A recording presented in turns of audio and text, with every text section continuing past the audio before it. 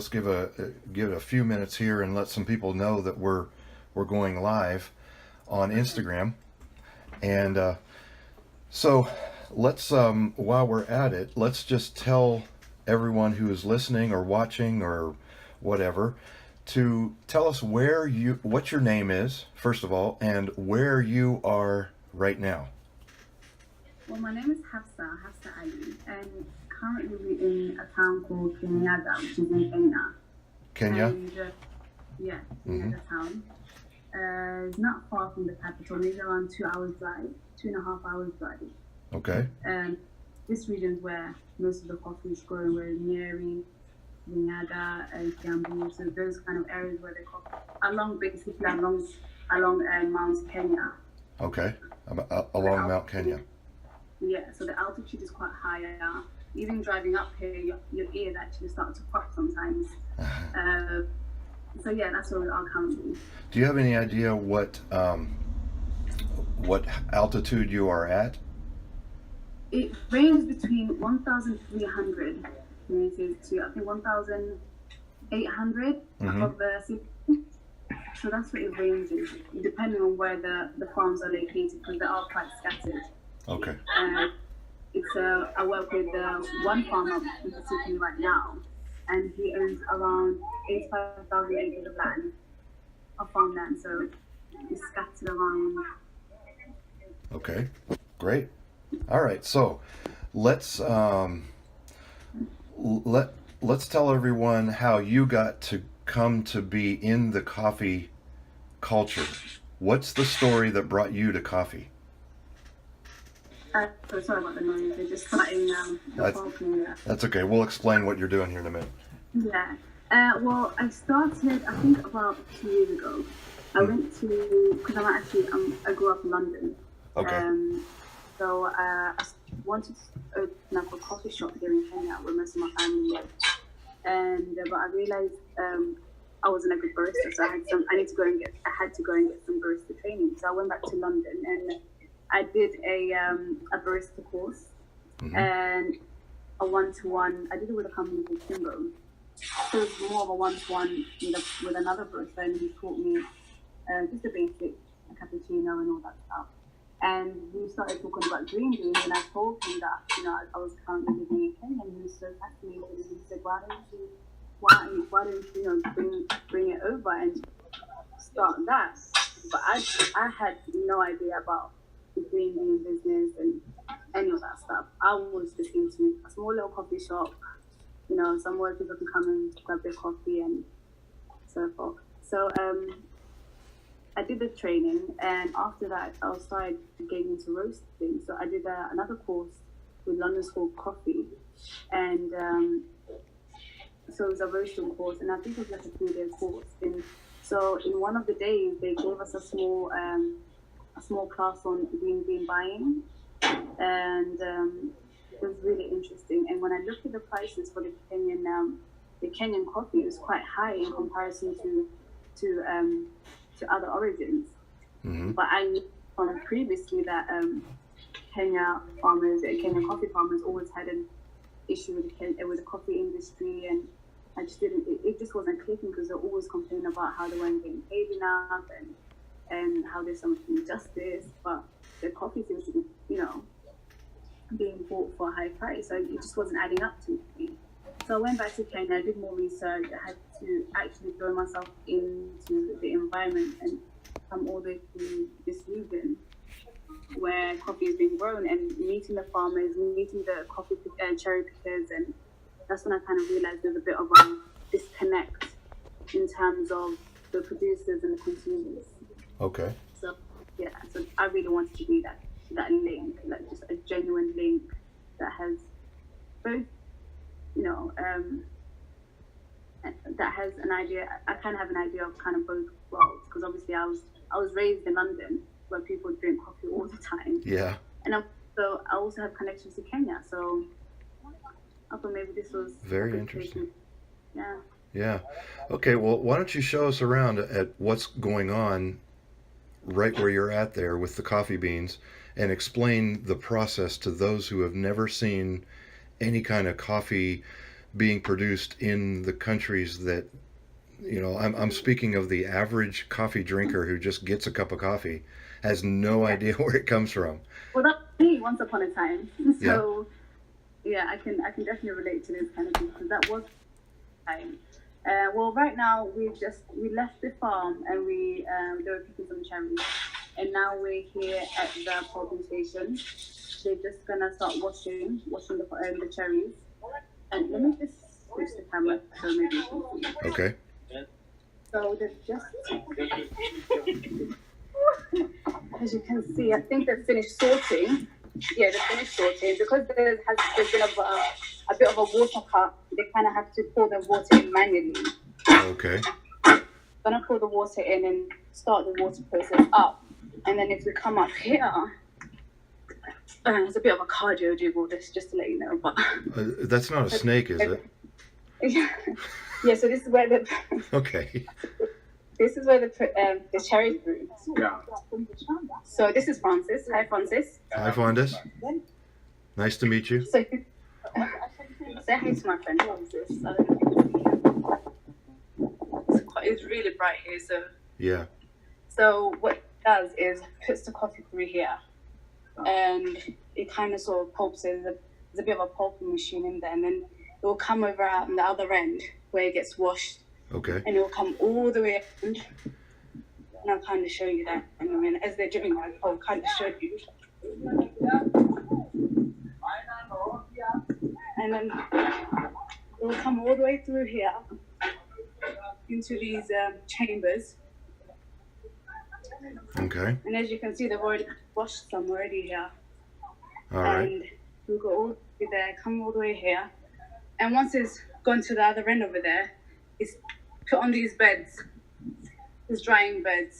Okay. As you can see, we'll have some here. And it's placed on these beds for around 2 to 3 days. And Okay. once it's placed here, it's sort of weighed and then packaged, and then it's good to go. Awesome. That's Yeah. okay. So a wash station and drying, and where will it go from here?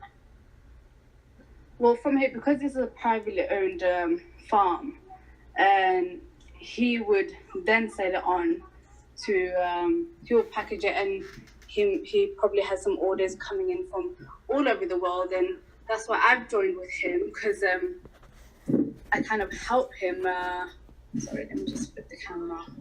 Yeah, I'm here to kind of get him the orders that he needs from around the world, because he's actually a very special farmer. So what he does is he pays way above average to his farmers, and I was actually speaking to some of his cherry pickers, and they were telling me how happy they were, Yeah. and with the amount of money they're getting paid in compared to other farmers from the region. And he was saying that every year that we produce more coffee and better quality, we get rewarded.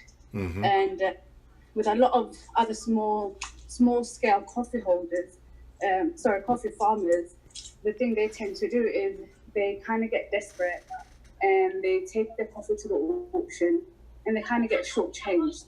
Yeah. And then they won't have enough money to give their coffee growers an advancement to start prepping the soil and buying the fertilizers and so forth, which is really important. Mm-hmm. Whereas my farmer, he can afford to do that because he's been in the industry for so long. Actually, he's actually started in the 1960s, and he gives his growers, coffee growers, the advance they need to start prepping the soil and get the fertilizers in and do what they need to do. So in terms of that, it's really helpful in trying to yield a good quality crop. What would you want to change in the coffee industry then, given your experience and what you're doing from London to Kenya and back and forth? What would you wish would change if you had the power to change that in the coffee industry? Just how it always fluctuates, the prices always fluctuate, and I think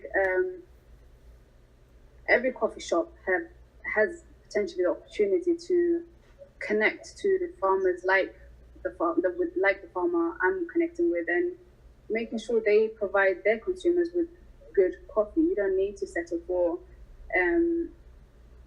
sort of the everyday kind of low budget, not even low budget because most of them are quite expensive. Mm-hmm. But in terms of quality, we offer is actually decently priced in regards to Kenyan coffee, which is can be quite expensive. Mm-hmm. So to seek knowledge and give opportunities to people like me that are trying to connect these gaps and let them. And these farmers actually make sure that their employees benefit from their success. Right. You know, they don't sit there just like my farmer, and that's the reason I really clicked with him because he understood, and he's been doing this way before I came in this picture.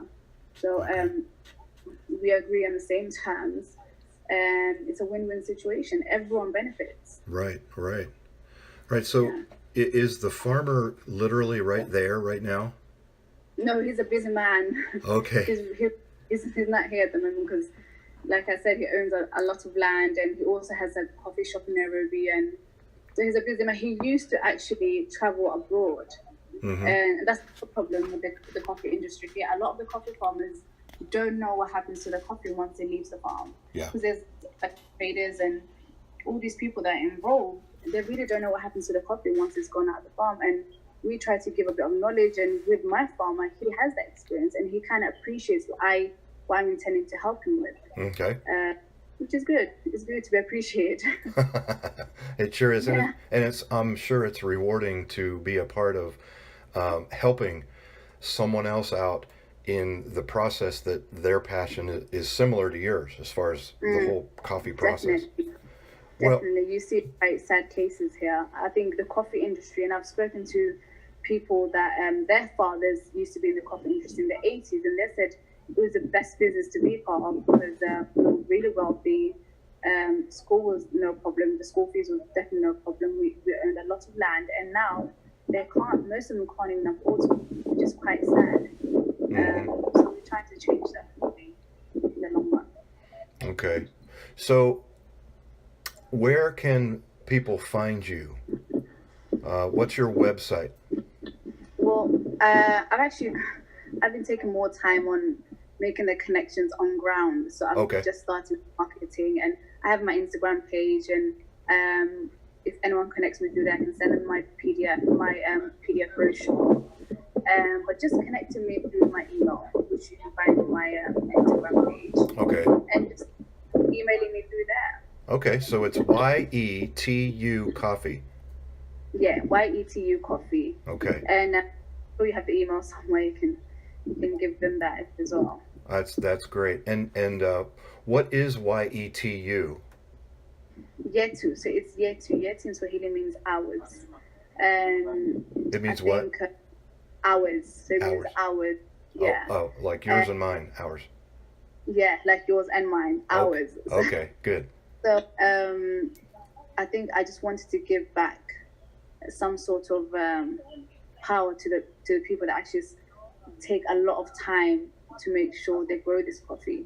And when Yetu is kind of involved in them, it's not just Java or all these kind of cliche names that you kind of hear all the time.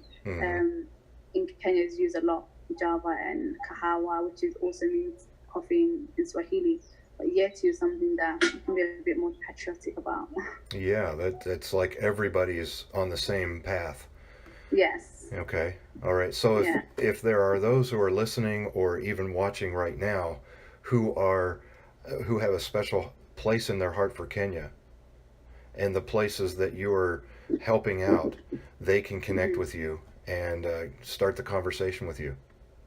Definitely. That's definitely. Great. Okay. Even if it is just you showing awareness or trying to help the farmers at the charity, because we do have trying to give them a better opportunity. We're definitely on board. It doesn't have to mean you can. It doesn't only have to be you buying a coffee.